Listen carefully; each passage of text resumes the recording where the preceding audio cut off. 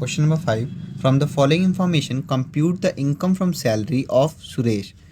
Gross annual salary 3 lakh, ये fully taxable होगा. Medical expenses directly paid by the employer to private practitioner 25,000. अगर private practitioner की बात हो रही है तो fully taxable. Medical expenses directly paid by the employer to hospital approved by chief commissioner of income tax. अगर hospital approve है chief commissioner of income tax से तो एग्जेम्प्ट हो जाएगा ये. Reimbursement of medical expenses incurred by the employee in hospital approved by chief commissioner 20,000. तो यहाँ पे भी ये हॉस्पिटल अप्रूव है चीफ कमिश्नर से तो ये भी एग्जेम्प्ट हो जाएगा. Expenses on traveling abroad including that of attendant borne by the employer.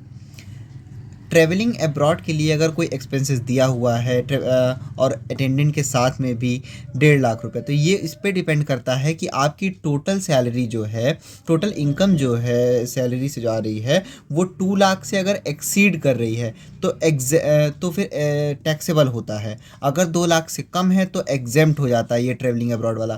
तो यहाँ तो अकेले ग्रॉस एनुअल सैलरी ही 3 लाख रुपीज़ है और उसका अलग से जो उनको एक्सपेंसेस पे हुआ है 25,000 और जो भी ऐड कर देंगे तो और ज़्यादा हो जाएगा. तो ये 2 लाख से एक्सीड कर रहा है, इस वजह से ये 1.5 लाख रुपए फुल्ली टैक्सेबल हो जाएगा ट्रैवलिंग अब्रॉड के केस में. 6 पॉइंट देखते हैं. Expenses incurred on stay and treatment abroad born bye the employer. अब स्टे एंड ट्रीटमेंट जो है दिया हुआ है 2,50,000, लेकिन ये डिपेंड करता है कि आरबीआई ने कितना परमिट किया है. तो लिखा हुआ है 7 पॉइंट में out of 6 amount permitted by the reserve bank of India 1 lakh rupees. तो जितना अमाउंट परमिटेड होता है रिजर्व बैंक ऑफ इंडिया के द्वारा वो एग्जेम्प्ट हो जाता है. तो 2,50,000 में से हम 1 लाख माइनस कर देंगे तो ये आ जाएगा 1,50,000 रुपीज़. सॉल्यूशन देखते हैं इसका. सबसे पहले इसके फॉर्मेट में हम लिखेंगे कंप्यूटेशन ऑफ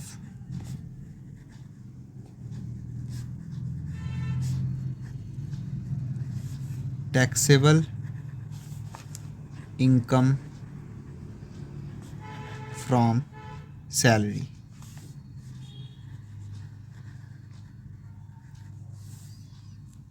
असेसमेंट ईयर दिया हुआ था तो हम वो भी लिख देते, वो नहीं दिया हुआ है. सीधे फॉर्मेट अब आ जाते हैं. सबसे पहले हम लिख देंगे ग्रॉस एनुअल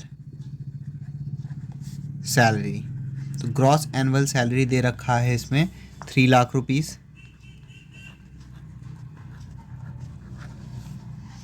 उसके बाद मेडिकल एक्सपेंसेस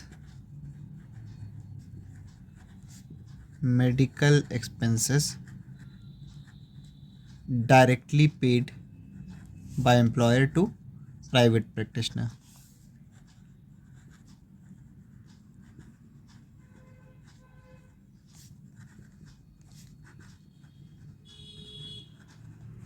प्राइवेट प्रैक्टिशनर को पे हो रहा है तो इसी वजह से ये भी पूरा का पूरा टैक्सेबल होता है 25,000 रुपीज़.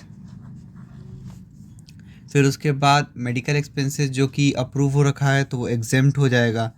तो इसको मैं शॉर्ट फॉर्म में लिख दे रहा हूँ बस कि मेडिकल एक्सपेंसेस ये जो अप्रूव हो गए हैं चीफ कमिश्नर के द्वारा, अप्रूव्ड बाय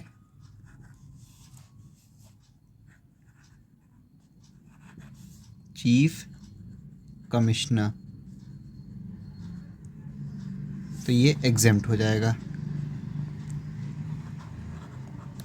ऐसे ही 4th पॉइंट है रीइंबर्समेंट जो मेडिकल एक्सपेंसेस का हो रहा है.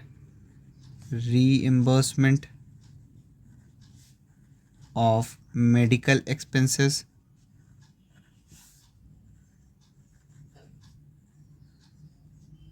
ये भी अप्रूव्ड है bye chief commissioner,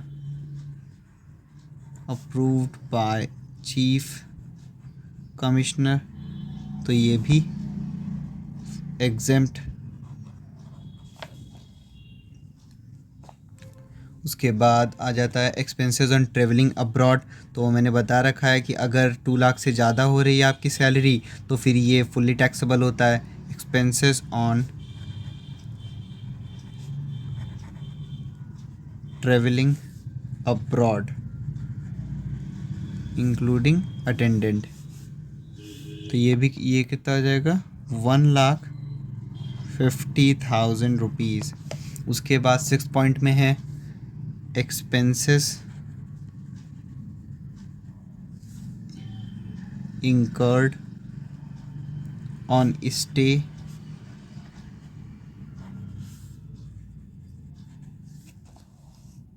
and treatment abroad borne by the employer. Abroad borne by the employer. तो इसमें मैंने बताया था जितना अमाउंट आरबीआई से अप्रूव होता है वो एग्जेम्प्ट होता है। तो 2,50,000 इनको मिल रखा था पहले से, लेकिन उसमें से 1,00,000 रुपीज़ जो है वो आरबीआई ने अप्रूव कर दिया था, परमिट कर दिया था। तो 1,00,000 रुपीज़ एग्जेम्प्ट हो जाएगा। तो 2,50,000 माइनस 1,00,000 ये आ जाएगा 1,50,000 रुपीज़। फिर इन सब का पहले टोटल कर लेंगे हम।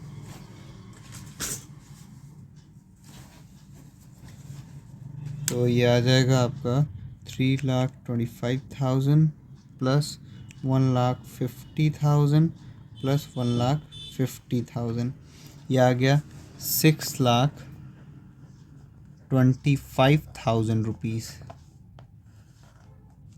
उसके बाद मैंने बताया था कि हर इनकम फ्रॉम सैलरी के क्वेश्चन में हमको स्टैंडर्ड डिडक्शन 50,000 मिलता ही मिलता है। तो लेस वो गिवन हो चाहे ना हो क्वेश्चन में, ये आपको करना है। लेस स्टैंडर्ड डिडक्शन,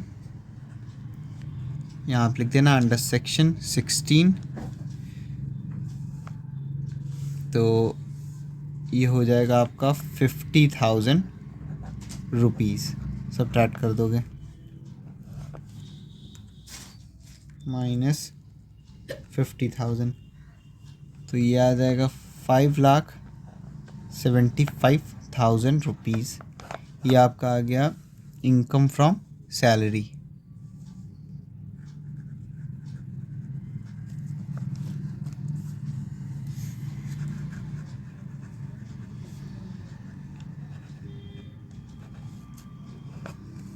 तो ये 16 सबसेक्शन 1 होगा।